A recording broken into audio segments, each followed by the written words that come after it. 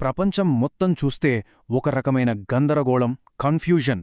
కాని సరిగ్గా ఇలాంటి టైంలోనే ఇండియా కొన్ని చాలా పెద్ద, చాలా కీలకమైన అడుగులు ముందుకేస్తోంది. అసలు ఏం జరుగుతోంది? ఇంత వేగంగా మారుతున్న ఈ ప్రపంచంలో మన దేశం తన స్థానాన్ని ఎలా బదిలించేసుకుంటోంది? ఈ విశ్లేషణలో ఆ విషయాలే చూద్దాం. The mother of all deals ఈ మాటన్నది మన ప్రధానమంత్రి మోదీ. దేని గురించో తెలుసా? ఇండియా యూరోపియన్ యూనియన్ మధ్య కుదిరిన ఫ్రీ ట్రేడ్ అగ్రిమెంట్ గురించి. ఆ ఒక్క మాట చాలు ఈ ఒప్పందం ఎంత పెద్దదో, ఎంత ముఖ్యమో అర్థం చేసుకోవడానికి. ఇది కేవలం ఓ ట్రేడ్ డీల్ మాత్రమే కాదు, అంతకు మించి ఒక భారీ స్ట్రాటజిక్ మూవ్. సరే, మదర్ ఆఫ్ ఆల్ డీల్స్ అని అంత పెద్ద మాట ఎందుకన్నారు? దానికి కారణం ఈ నంబరే, 25%. ఏంటి 25% అంటారా? ప్రపంచం మొత్తం జీడీపీలో పావు వంతు, అంటే క్వార్టర్, ఈ ఒక్క డీల్ కిందకే వస్తుంది. ఇప్పుడు ఊహించుకోండి దీని ప్రభావం ఏ స్థాయిలో ఉండబోతుందో. అయితే ఇక్కడ ఒక విషయం గమనించాలి. ఇండియా ఈ భారీ అడుగు వేస్తున్న టైంలో ప్రపంచం ఏమీ ప్రశాంతంగా లేదు. గ్లోబల్గా చూస్తే పరిస్థితులు చాలా అస్థిరంగా, టెన్షన్గా ఉన్నాయి. మరి ఈ గ్లోబల్ టెన్షన్స్ వల్ల ఎలాంటి కొత్త రిస్కులు వస్తున్నాయో ఒక్కసారి చూద్దాం. కొన్ని ఉదాహరణలు చూస్తే మనకే అర్థమవుతుంది. ఫర్ ఎగ్జాంపుల్ వెనిజులానే తీసుకోండి. అక్కడ అమెరికా ఇన్వాల్వ్ అయ్యి ప్రెసిడెంట్ మదురోను తొలగించడంతో ఆయిల్ మార్కెట్ మొత్తం అల్లకల్లలమైపోయింది. ఎప్పుడు ఏం జరుగుతుందో తెలియని పరిస్థితి. ఇక ఆఫ్రికాలోని గినియా వైపు చూస్తే జనరల్ డూంబుయా ఏకంగా 87% ఓట్లతో గెలిచి అక్కడ మిలిటరీ రోల్ను ఇంకా స్ట్రాంగ్ చేసుకున్నారు. ఇవన్నీ పొలిటికల్ ఇష్యూస్ అయితే, ఇంకోవైపు ఎన్వైరన్మెంటల్గా కూడా పెద్ద ప్రమాదం పొంచి ఉంది. యునైటెడ్ నేషన్స్ వాటర్ క్రైసిస్ మీద ఒక సీరియస్ వార్నింగ్ ఇచ్చింది. ఐక్యరాజ్యసమితి రిపోర్ట్లో ఒక కొత్త పదం వాడారు. వింటేనే కొంచెం భయమేస్తోంది. అదే గ్లోబల్ వాటర్ బ్యాంక్రప్ట్సీ. సింపుల్గా చెప్పాలంటే, మనం భూమి నుంచి వాడుకుంటున్న నీళ్లకి, భూమి తనంతట తానుగా మళ్లీ తయారు చేసుకోగలుగుతున్న నీళ్లకి మధ్య లెక్క తప్పింది. మనం వాడే స్పీడ్ ఎక్కువైపోయింది. ప్రకృతి రీఛార్జ్ అయ్యే స్పీడ్ కన్నా మనం ఎక్కువ నీటిని వాడేస్తున్నాం. ఫ్యూచర్లో మనం ఫేస్ చేయబోయే అతిపెద్ద ఛాలెంజెస్లో ఇది ఒకటి కాబోతోంది. ఇలా ప్రపంచమంతా ఒక గందరగోళంలో ఉంటే, ఇండియా మాత్రం సైలెంట్గా కూర్చోలేదు. చాలా యాక్టివ్గా తన స్ట్రాటజీని మార్చుకుంటోంది. ఈ కొత్త స్ట్రాటజీకి సెంటర్ పాయింటే మనమిందాక మాట్లాడుకున్న ఆ మదర్ ఆఫ్ ఆల్ డీల్స్. సరే, అసలు ఏముంది ఈ డీల్లో? ఇది సైన్ చేసింది జనవరి 27, 2026న. ఇది కేవలం ట్రేడ్ గురించి మాత్రమే కాదు. డిఫెన్స్, మొబిలిటీ, అంటే రెండు ప్రాంతాల మధ్య మనుషుల రాకపోకలు కూడా ఈజీ అవుతాయి.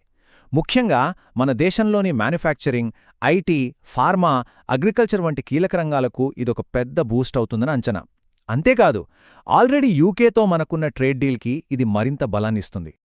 ఈ యూరోపియన్ యూనియన్ డీల్తో పాటే ఇండియా ఇంకో పెద్ద అనౌన్స్మెంట్ చేసింది. అది ఎనర్జీ సెక్టర్ గురించి. 2030 కల్లా మన ఆయిల్ అండ్ గ్యాస్ సెక్టర్లో ఏకంగా $100 బిలియన్ ఇన్వెస్ట్ చేయబోతోంది. సో, ఒకవైపు ట్రేడ్, ఇంకోవైపు ఎనర్జీ. దీన్ని బట్టి చూస్తే దేశం చాలా క్లియర్గా ఒక లాంగ్ టర్మ్ ప్లాన్తో ముందుకు వెళ్తోందని అర్థమవుతోంది. రైట్, ఈ లాంగ్ టర్మ్ ప్లాన్స్, పెద్ద పెద్ద డీల్స్ అన్నీ బాగానే ఉన్నాయి. కానీ ప్రస్తుతం మన దేశంలో పరిస్థితేంటి? ఫ్యూచర్ కోసం వేస్తున్న ఈ భారీ అడుగులకి, ప్రెజెంట్లో మనం ఎదుర్కొంటున్న రియాలిటీకి మధ్యన తేడా ఏంటో ఇప్పుడు చూద్దాం. ఈ స్లైడ్ చూస్తే ఆ తేడా ఏంటో మనకు చాలా క్లియర్గా తెలుస్తోంది. ఒకవైపు చూస్తే $100 billion energy investment, historic European union trade deal, ఇవన్నీ దేశాన్ని ముందుకు తీసుకెళ్లేవి. కాని అదే టైంలో రెండోవైపు చూడండి, దేశవ్యాప్తంగా బ్యాంకుల సమ్మె, ఫైనాన్షియల్ సర్వీసులన్నీ డిస్టర్బ్ అవ్వడం, వారానికి 5 రోజుల పని కావాలంటూ డిమాండ్లు. ఇది ప్రస్తుతమున్న రియాలిటీ. ఈ డిస్ట్రప్షన్కి ఒక లైవ్ ఎగ్జాంపుల్ ఈరోజే జరుగుతున్న బ్యాంకుల సమ్మె. United forum of bank unions వారానికి 5 రోజుల పని కావాలనే డిమాండ్తో స్ట్రైక్కి పిలుపునిచ్చింది.